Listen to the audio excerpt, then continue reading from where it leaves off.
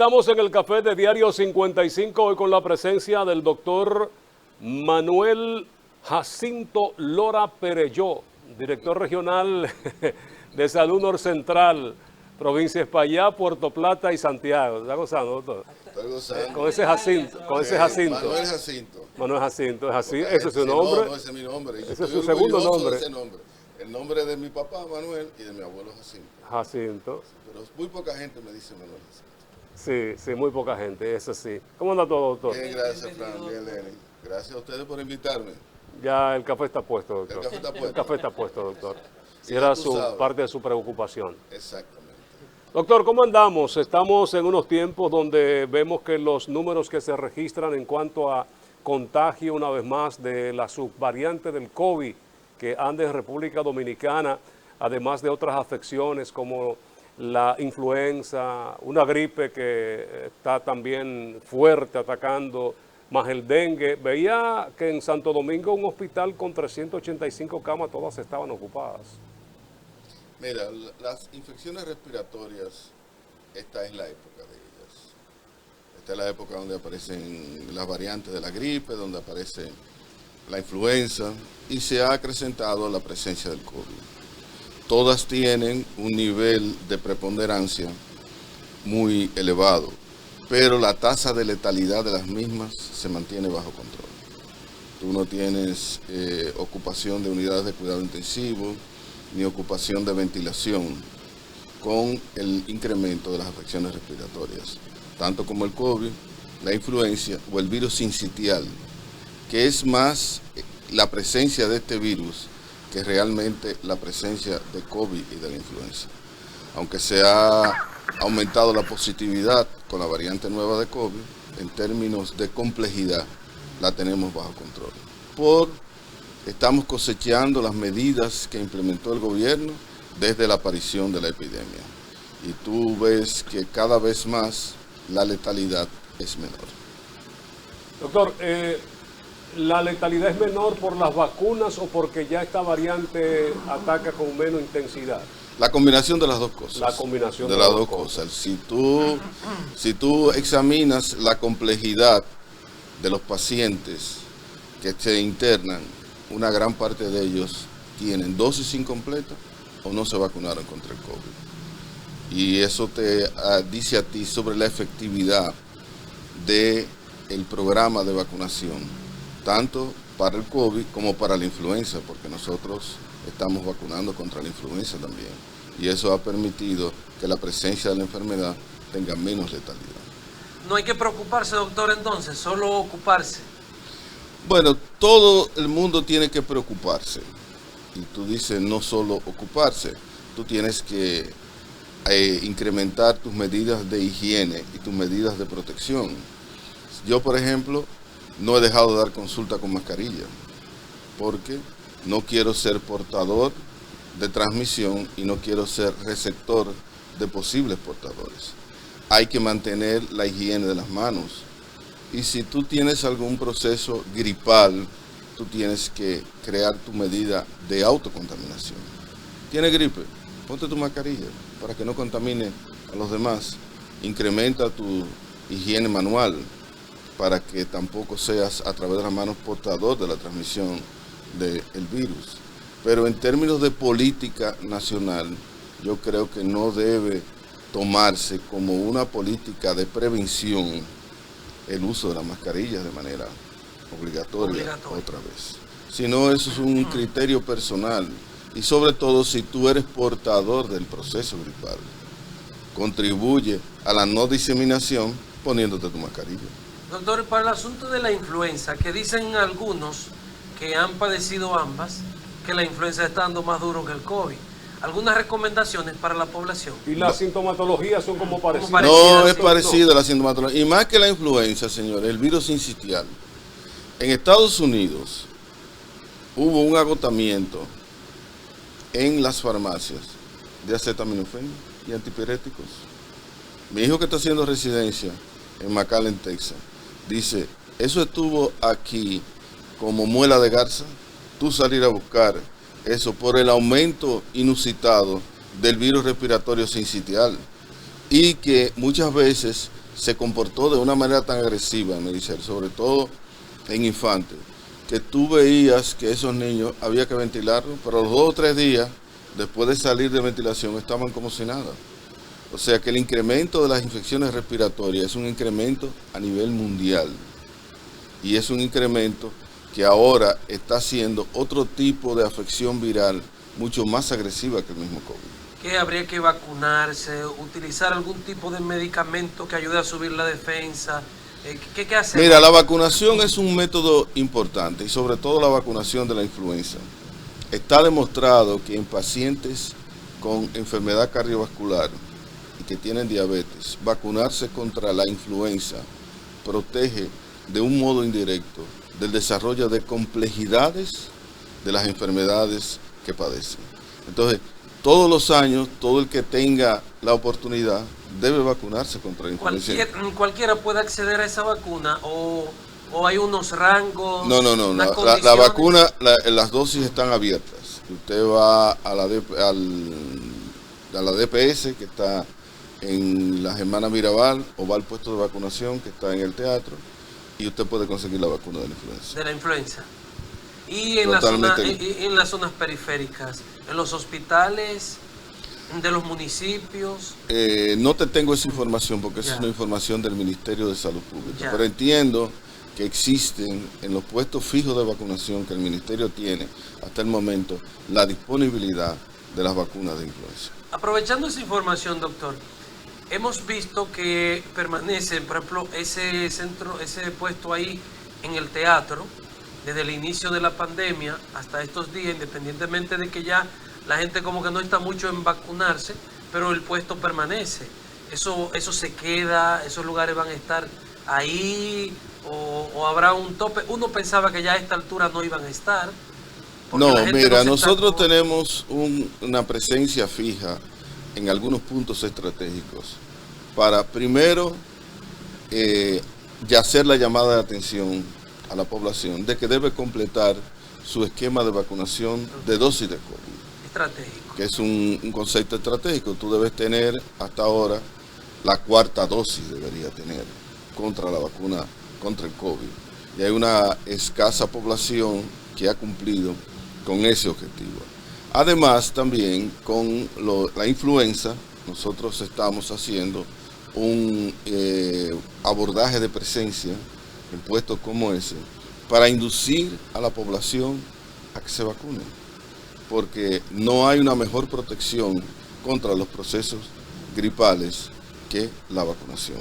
Cuando usted tenga alguna sintomatología, usted debe acudir al médico, porque el médico tiene que hacer el criterio de discriminación.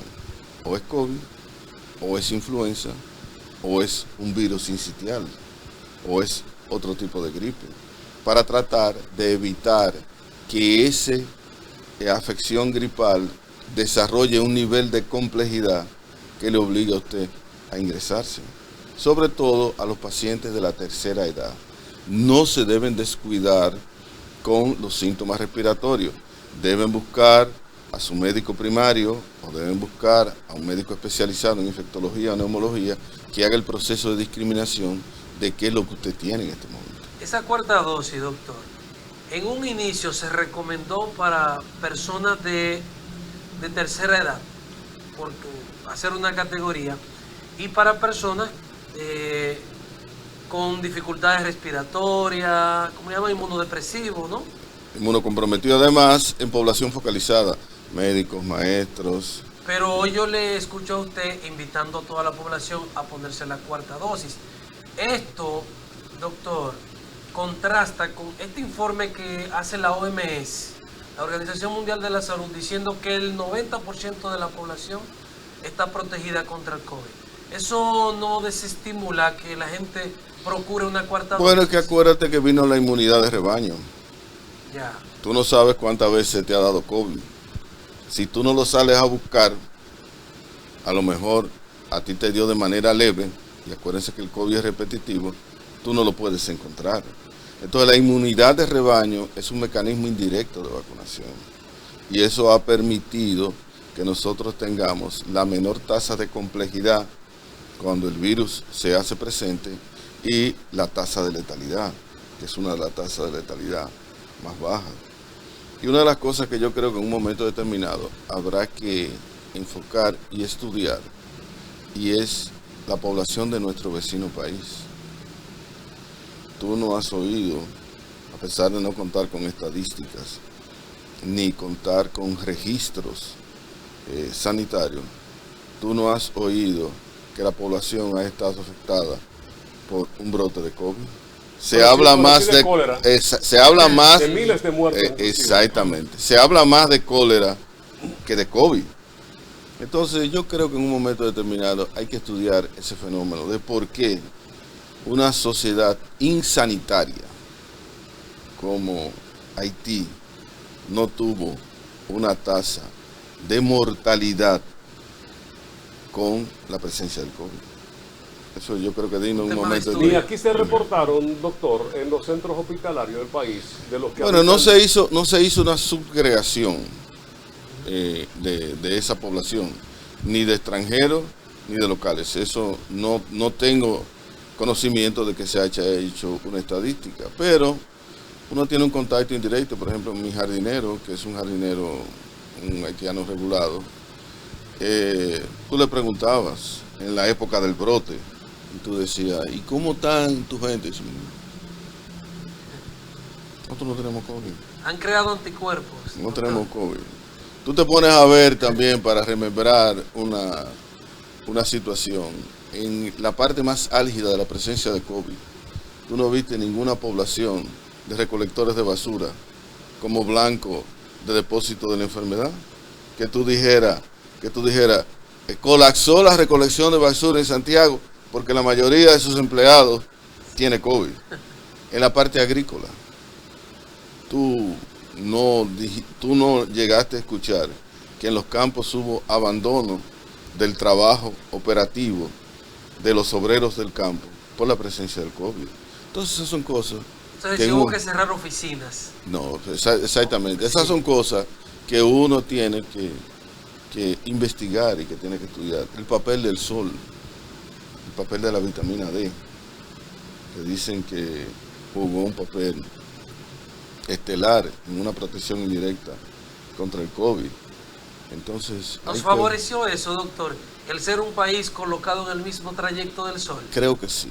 Que eso nos benefició. Dicen que las bajas temperaturas, doctor, influyen también, pero yo conozco zonas de baja temperatura donde se conocieron muy pocos casos de COVID.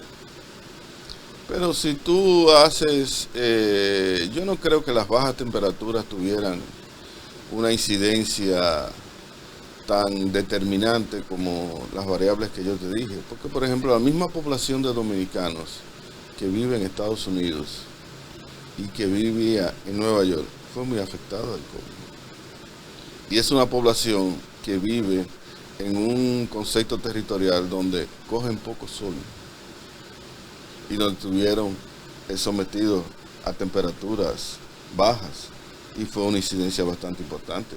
Hubo familias que se le fueron 2 y 3 miembros en el inicio y en el trayecto del desarrollo del COVID. Interesante la hipótesis esta. Doctor, yo creo que conviene aprovechar la presencia suya para aclarar un asunto que todavía no nos queda claro a los dominicanos. ¿Cómo se nos va a pagar, se nos pagó, se nos está pagando esas vacunas que nosotros pagamos muy temprano, que se estaban desarrollando y que luego los países más poderosos se olvidaron de que existían países en vía de desarrollo y se adueñaron de esas vacunas, y cuando nos han querido responder resulta que ya la República Dominicana está vacunada? ¿Qué ha pasado con ese proceso? No tengo el nivel de millones que se pagaron. No tengo el nivel de información, cuál ha sido la capacidad de resolución para resarcirnos de la inversión, pero se está haciendo. Se estaba solicitando inclusive otro tipo de medicina de medicamento para compensar. No sé a qué nivel de concretización está eso, porque eso es una política del ministerio y yo soy miembro del servicio. La política de vacunación, la estrategia de vacunación es una estrategia del Ministerio de Salud Pública, y nosotros como servicio lo que servimos es de soporte operativo a la complejidad del desarrollo de la enfermedad. Doctor, vamos a brindarle café Santo Domingo, muy esperado por usted. Sí, Yo lo sé, sí, eso nos sí. consta por las oportunidades Buenos que hemos días, compartido muchas aquí. gracias. Y que Déjeme siempre ver. Ah, no, usted pero oye, exige es rendido. Exige café de maldad. Café de maldad. Salud. Aprovechar, sí, pues ya la propiedad del café. Antes ustedes los médicos, toman café, cuestionar. No, dedican no. la silla La a los única pacientes. contraindicación que tiene es cuando tú tienes arritmia cardíaca. Después, para la parte cardiovascular, no existe ninguna. Antioxidante y qué sé yo cuántas Tiene cosas ya, muchísimos propiedades. beneficios el café. Y si tú tienes arritmia, tómatelo descafeinado. Doctor, me enteré, supe por ahí, que el hospital que llamamos aquí de maternidad, el hospital del seguro, de que será uno de los más modernos del país. Está en proyecto ver cómo nosotros sacamos la maternidad de ahí. Sacarla de ahí. Existe una negociación para ver si alguna estructura que esté disponible en la ciudad pueda el gobierno adquirirla y transitoriamente trasladar la maternidad hacia allá. ¿Y qué habría y qué se quedaría haciendo? ¿Un hospital de qué nivel? Un hospital general. General.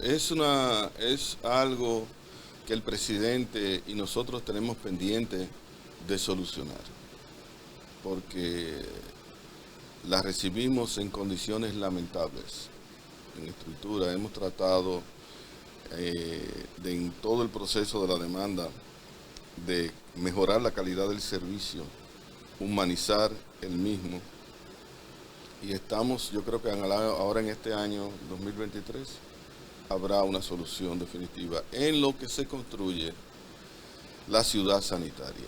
¿A qué se aspira? ¿Eh? ¿A qué se aspira? Si tú me preguntas a mí, yo aspiro a una ciudad sanitaria compleja. Si tenemos los recursos para emprender ese proyecto, ahora a corto plazo, no los hay. Porque nos ha tocado situaciones difíciles. Nos tocó el COVID, nos tocó la guerra de Ucrania. La información de hoy dice que en el subsidio a los combustibles, este año hemos gastado 40.000 millones de pesos. Con 40.000 millones de pesos se hacen un par de ciudades sanitarias. ¿Me entiendes? Con 40.000 millones de pesos tú haces soluciones inmobiliarias importantísimas. Entonces, a pesar de toda esa complejidad, la capacidad que el presidente ha tenido en ser un recaudador excelente, sin crear nuevos impuestos, y de administrar con pulcritud y con racionalidad los recursos que ha recibido, tú puedes exhibir una sociedad que se ha recuperado en términos financieros en medio de esta crisis.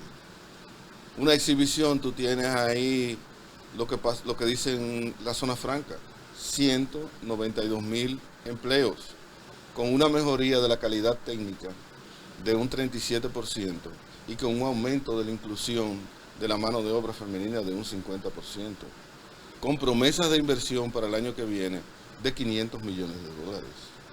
Tú tienes ahí el turismo. El turismo, tenemos este mes 7.5 millones de personas que han llegado y tenemos promesas de inversión extranjera para el año que viene de más de 1.000 millones de dólares. Entonces, con eso nosotros estamos acrecentando y potencializando el desarrollo del país. Señores Manzanillo, no ha habido una mejor noticia para el Cibao que el inicio de los proyectos de Manzanillo. Yo he definido a Manzanillo como la botija del Cibao. Cuando esas plantas estén y cuando ese puerto esté, nosotros de manera directa, como ciudad y como región, nos vamos a beneficiar. Yo espero en 15 o 20 años que el puerto de Manzanillo sea el puerto Colón de Panamá, por la cercanía que hay, por el desarrollo y la potencialización industrial que se va a alojar ahí. Además, va a servir de punta de salida para todo lo que haya y se desarrolle en el norte de Haití.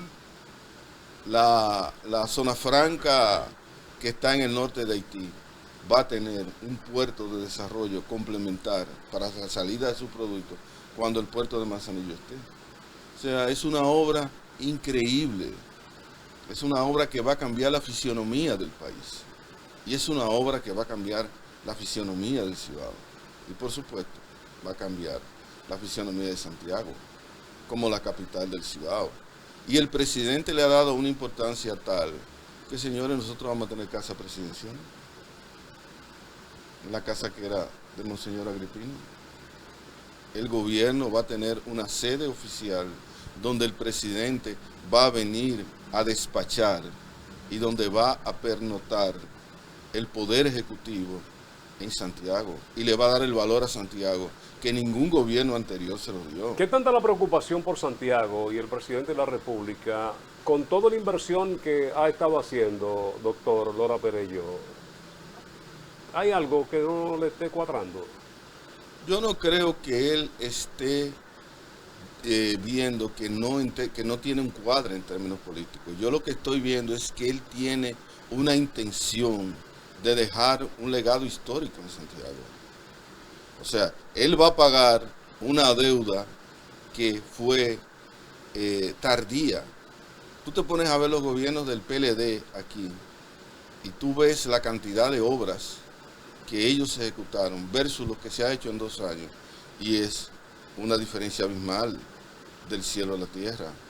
¿Qué tú puedes exhibir que hizo los gobiernos pasados? Bueno, dieron 1.200 millones de pesos a la zona franca cuando la zona franca tuvo problemas y el presidente de esa época dijo que eso era...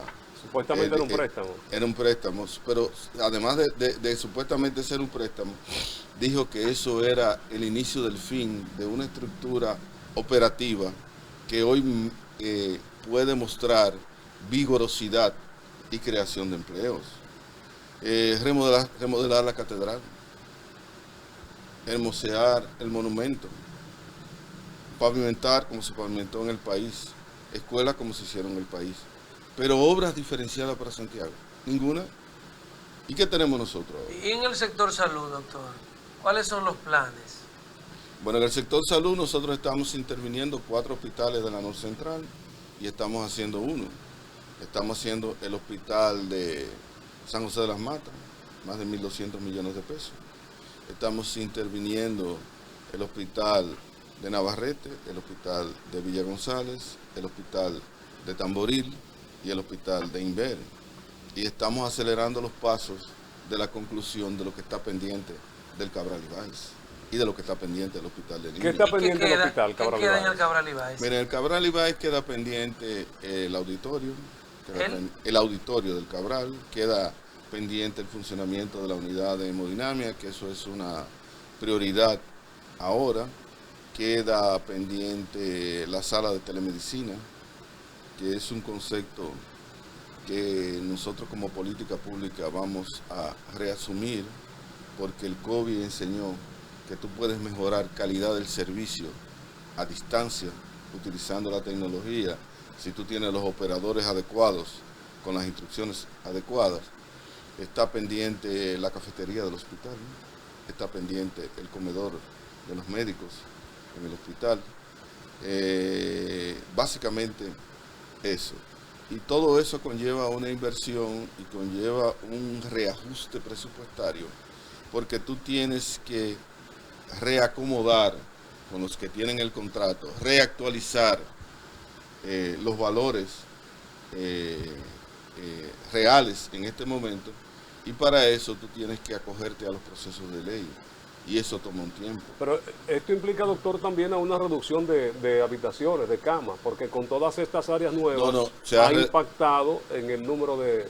Por eso es que está pendiente y está en el tapete del presidente y del gobierno, cuando se tenga una disponibilidad adecuada de fondos, en hacer la ciudad sanitaria. ¿Debió ese hospital salir de Santiago, del centro? Con toda esa inversión que se ha hecho, todos es que recursos que se han invertido en un ahí. Hospital terciario como eso, fue un error haberlo intervenido. Tú lo que tenías que hacer era, esos recursos, hacer un hospital, o comenzar la ciudad sanitaria, trasladar la parte operativa hacia esa ciudad sanitaria y remodelar vacío el hospital. Eso es lo que debió de haberse hecho. Porque es como lo mismo que si tú vas a arreglar tu casa y tú te quedas en la casa. La lentitud de la parte operativa de tú remozar tu vivienda interfiere de manera directa con el concepto operativo de tú seguirla utilizando. Mientras que si tú te mudas, tú abrevias en el tiempo, racionalizas la inversión de los recursos y tiene una efectividad mayor. Y eso fue un error. Doctor, vemos que se quiere afincar el carácter universitario del hospital, algunos aspectos de lo que usted ha mencionado, a uno le llevan hacia allá. Pero lo de hemodinamia, el departamento de hemodinamia, parecía que había corrido una información como de que ya eso estaba muy avanzado. No. Lo que pasa es que hubo que llegar a acuerdos con los contratistas por un tema de que tú me debes y yo digo que esa no es la deuda real.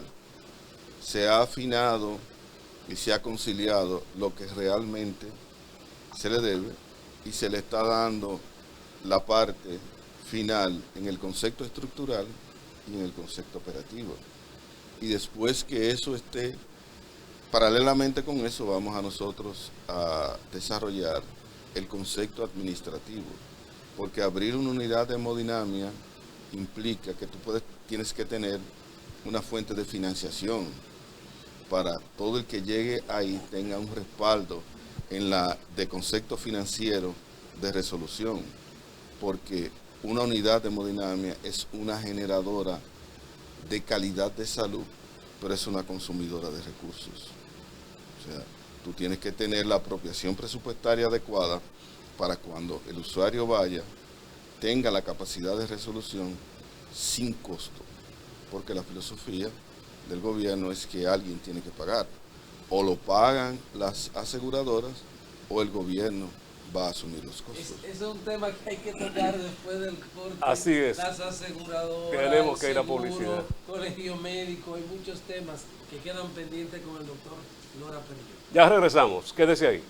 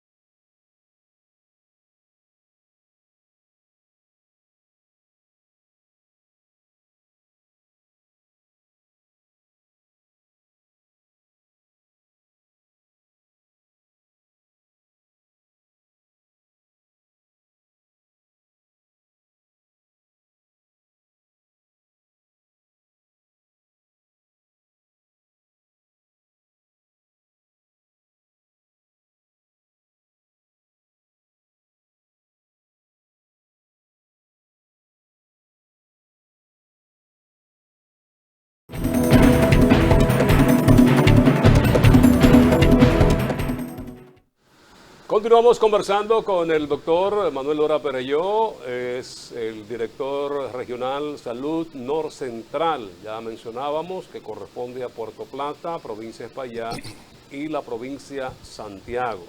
Un médico reconocido de esta ciudad, cardiólogo, y en la parte profesional, en la parte privada, pues es un médico exitoso y quizá haya en esto una fusión de su representación en el sector público y como profesional de la salud en la parte privada, que tiene que ver con esto de las administradoras de riesgo de salud.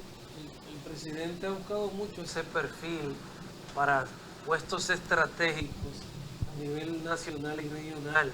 Una persona que más que político, sea un buen gerente, que sea exitoso. Por eso el doctor lo tenemos aquí en Santiago. Ahí está la pregunta, doctor.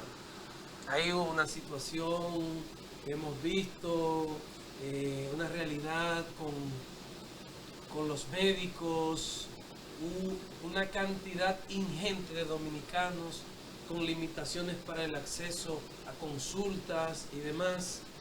Usted como conocedor, como hombre del área, como profesional del área, ¿cómo ve esto que está padeciendo algunos dominicanos a raíz de las posturas del Colegio Médico? Mira, yo entiendo que hay que sentarse en una mesa de negociación, porque se ha llegado muy lejos en el proceso de reclamación. Las ARS han incumplido con la capacidad de resarcir a través del sistema la compensación de los médicos. Y te voy a poner un ejemplo. En 2004, cuando comenzó el servicio, si tú ves el monto de la consulta, las ARS cubrían el 85% del valor de la consulta y el usuario cubría el 15%. Hoy es al revés. Al revés. El usuario cubre el 85%. El copago. Y las ARS cubren el 15%. Y eso se dejó avanzar. Y no ha habido una intención hasta ahora de hacer esa corrección. Ha habido un incumplimiento por parte de las ARS en mejorar el nivel de compensación cuando todos los años se le corrige su cápita. Y yo no entiendo cómo un negocio que deja pérdidas, según dicen los dueños de las ARS, es un negocio que se mantiene a flote y es un negocio que ha avanzado.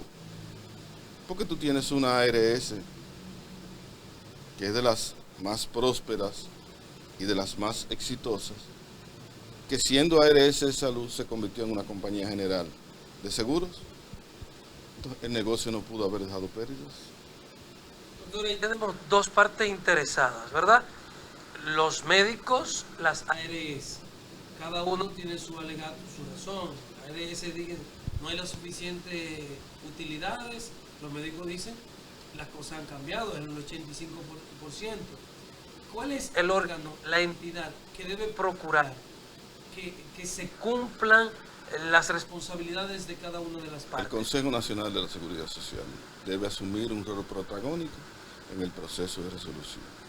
Yo estoy en contra de la posición del colegio que dicen que las ARS deben desaparecer como instrumento de intermediación. Porque eso no es posible. Tú no vas a cambiar una ley de la noche a la mañana. Además, lo que se está planteando fue el modelo que se cambió, porque aquí existía el seguro social, y el seguro social es el modelo de control único de la salud, y el seguro social durante su existencia no exhibió ningún éxito. Tú no podías identificar en ese momento ningún hospital de seguro social que fuera un hospital referente en calidad de servicio ni en proceso de resolución. ¿Se ha recurrido a la experiencia con SENASA para plantearlo como un posible modelo de éxito que pueda ayudar a instaurar eso que están solicitando? Es que SENASA es una ARS. Entonces tú no puedes decir, tú no puedes plantear, vamos a eliminar la ARS y vamos a darle todo a SENASA, que es una ARS. Además, el colegio tiene una ARS. ¿Por qué no plantean la eliminación de la ARS del colegio? Que es una de las más ineficientes. Lo que dicen el control del Estado, que no quede en manos de grupos empresariales, sino de que aunque sea una ARS, aunque tenga un funcionamiento similar, no dependa de los intereses de capitales privados. Es que el control ya el Estado lo tuvo con el seguro, con el Instituto Dominicano del Seguro Social y demostró ineficiencia. Pero ya los tiempos han cambiado, doctor. Ya tenemos instituciones del Estado que son exitosas. Tenemos bancos, tenemos muchísimas otras que podemos enumerar. Y también un seguro de SENASA, el cual el contributivo es muy efectivo. Mucho mejor que otros seguros privados que andan ahí.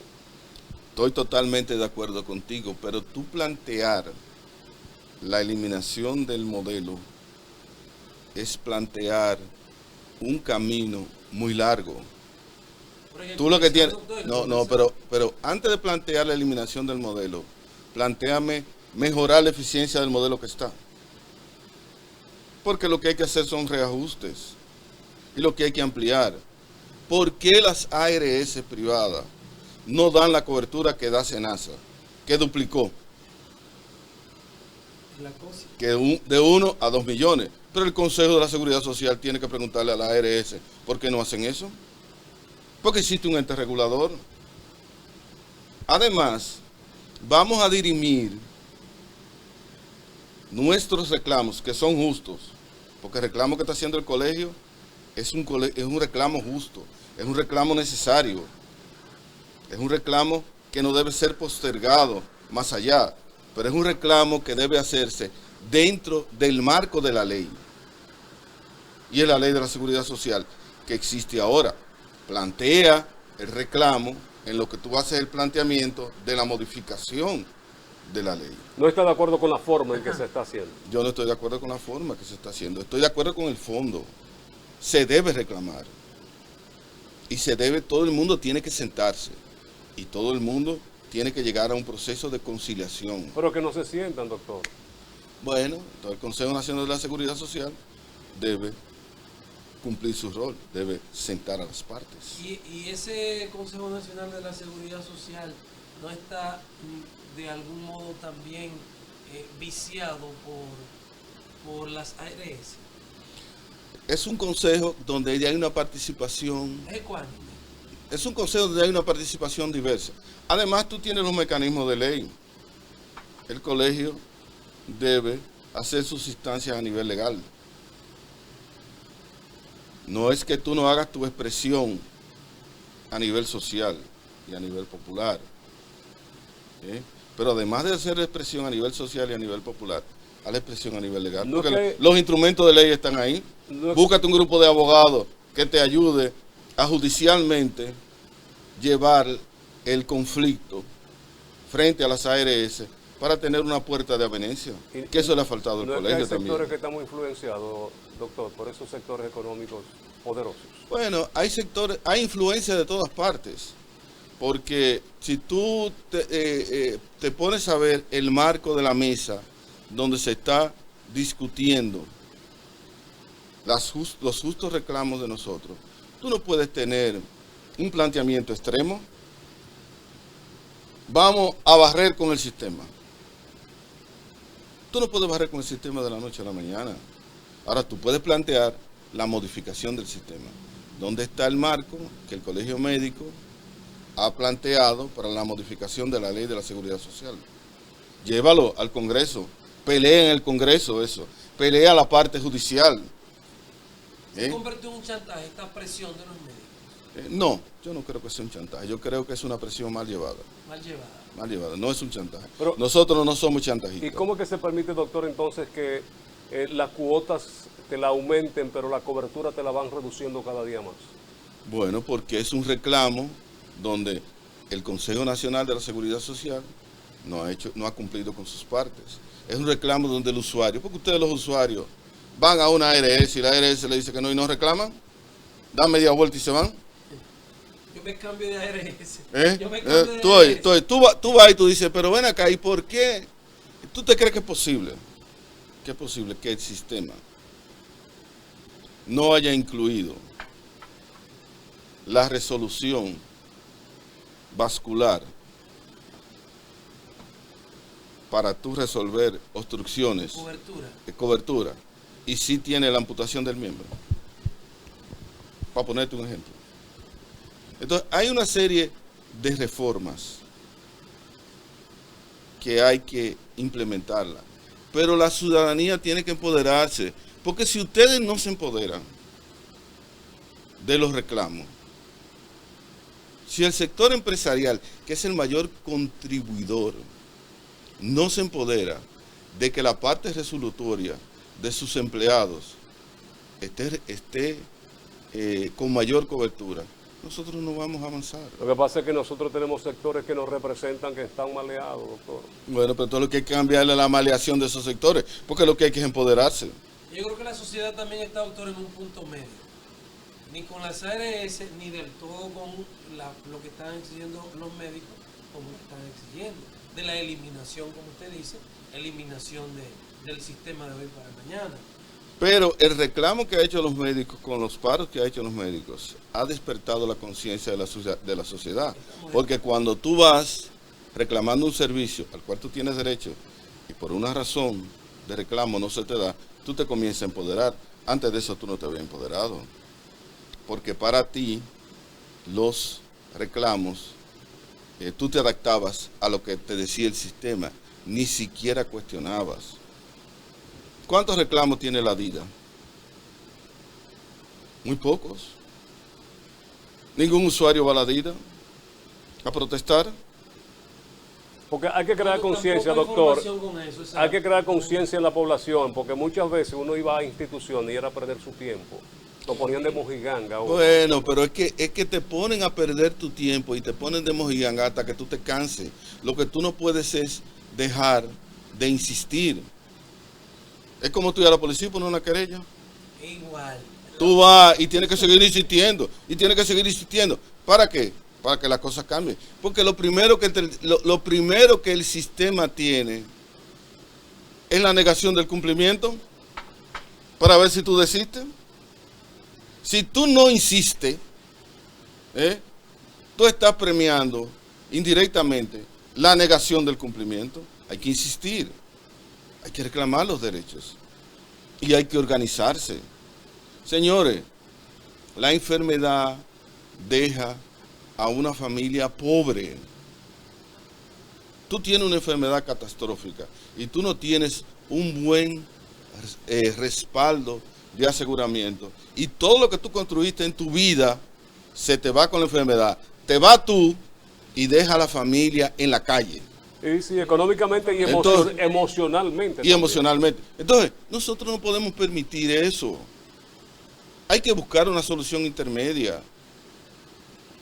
Tiene que haber un proceso cada vez más de cobertura, cada vez más que el gasto de bolsillo sea menos. Ahora cada vez más el gasto de bolsillo es más para las enfermedades catastróficas. Porque no estamos llegando a viejos, no nos morimos a los 60. Yo tengo 65 y espero llegar a los 100. Me faltan 35. Estoy dando carpeta. Y en la medida que voy avanzando, voy a tener más requerimientos de salud. Voy a tener menos disponibilidad financiera en términos profesionales y personales. Si yo no hice mi resguardo, voy a pasar trabajo. Y yo no puedo resguardar recursos para consumirlo en enfermedad, sino para consumirlo en bienestar. Tiene que haber una regulación social que me garantice que mis contribuciones generaron el aprovisionamiento adecuado para enfrentar esa calamidad. Y ese instrumento es la ley de la seguridad social, que hay que sentarse a discutirla. Vamos a sentarnos a discutirla. ¿Que hay que modificarla? Hay que modificarla. Que hay que mejorar algunos aspectos, hay que mejorarla. Pero no me plantee la eliminación de la ley como entrada. Plantéame el proceso de discusión de la modificación de la ley y el proceso de tener más beneficios de esa modificación de la ley. Mientras se da ese proceso de modificación, doctor, que parece que todo el mundo en eso sí está de acuerdo, que hay que modificar. Hablemos en promedio de dinero. En una consulta, ¿cuánto están pagando una ARS en promedio? ¿Y cuánto debería ser indexado al día de hoy? Están pagando 500 pesos. Están pagando 500 pesos. Descuéntale Y el 10. reducen algo de esos 500. El 10. El 10 reducen. Y tú tienes ARS que si yo como cardiólogo, tú vas donde mí y te dicen que yo nada más te puedo cubrir un electro por año. Pero tú eres un enfermo cardiovascular. Si tú eres un portador de arritmia, cada vez que tú vas donde mí, tú tienes que pagar el costo del electro. Si tú eres un isquémico, cada vez que tú vas donde mí, el electro es un instrumento de primer orden. Aquí hay ARS, que yo digo, pero ¿dónde está? ¿Dónde están el personal médico que maneja eso? Que tú tienes pacientes valvulares, que tú lo tienes con una medicina que se llama warfarina, que tú tienes que hacerle un examen cada 15 días o una vez al mes, y no se lo quieren cubrir. Pero yo te estoy reportando lo que el paciente tiene, cúbrelo. No, que hay que hacer un informe. ¿Pero un informe de qué? Si tú tienes una patología, la cual yo te la transcribo en la hoja de reclamo, que te dice que es inherente que el paciente tenga cobertura sobre ese análisis. Entonces, una serie de cosas. Y tú ves los pacientes que no reclaman. Doctor, 500 y le hacen su descuento. Los pacientes pagan una consulta 1.500. La consulta a nivel privado está en 2.000, 2.500. Tú a esos 500, págale el otro, complétala. Dependiendo de la especialidad muchas veces. Debería ser. Y el ranking del doctor. Sí. No, pero debió de haberse mantenido la proporcionabilidad. Si cuando comenzó eran, no me acuerdo si eran 60 pesos, 80 cuando comenzó la ley, y la ARS cubría el 85.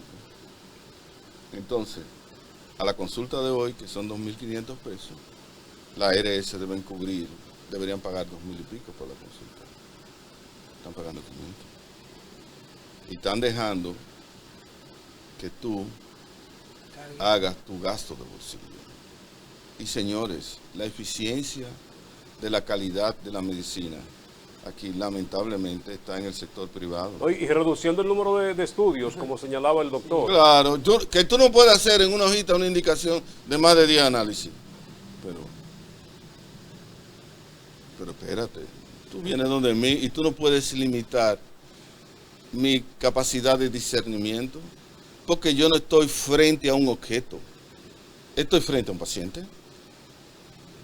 Y mi juicio clínico en ese momento me hace a mí tener una serie de requerimientos que solamente mi expertise me dice qué es lo que hay que hacer. Además, tú no puedes tener un concepto matemático, porque tú tienes pacientes donde, tú tienes pacientes donde tú buscas los procedimientos complementarios para justificar un cateterismo. Y el paciente se queja de dolor. Pero todo lo que tú le haces de la plataforma de inicio para llegar al cateterismo está normal. Y tú le haces la indicación del cateterismo y a veces te lo quieren objetar.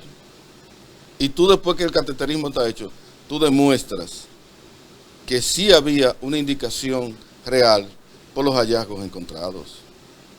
Entonces, tú tienes que tener el concepto de la flexibilidad para la calidad de la atención. Y el usuario tiene que reclamar su derecho. Doctor, el SENASA, ¿no es más amplia la cobertura? Ahora mismo la cobertura es más amplia del SENASA. Es más amplia. O sea, vámonos a publicidad. Dice cubre el doña doble. Lidia, Fran, uno se cansa de insistir y ellos, ¿por qué no cumplen? Es uno que va pagando. Ya regresamos. El doctor Lora Pereyra está con nosotros.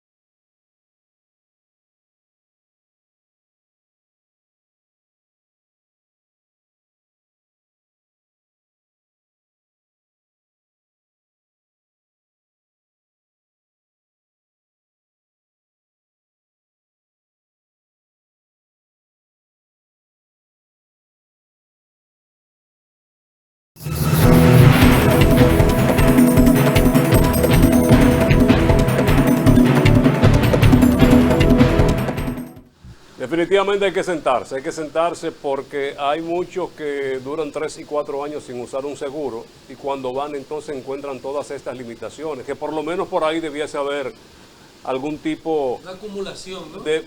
Sí, pero nada, todo es ganar, ganar y ganar, que lamentablemente debemos entender de que deben Dicen que no actuar gana, dicen que sector- pierde. No, al Dicen contrario. Igual que la AFP, que ese es otro tema. Es otro tema. Doctor, en los minutos finales, ¿algo más que agregar que no hayamos tocado en esta conversación que el Seguro Nacional de Salud esté desarrollando aquí en esta parte? Yo quiero, antes de sus palabras finales, preguntarle, he visto la semana pasada una información de unas colas que se están haciendo para vacunarse contra la fiebre amarilla.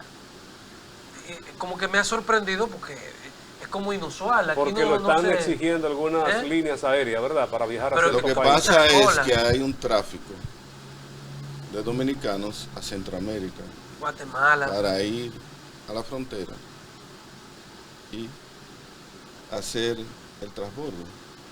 Entonces, ese tráfico, o de extranjeros o de dominicanos, exigen que cuando tú llegues al puerto de entrada de Centroamérica, tienes que tener la vacuna de la fiebre amarilla. No es que hay ninguna, No hay ningún ninguna brote. alerta ni nada. No. Es un requerimiento migratorio Ya.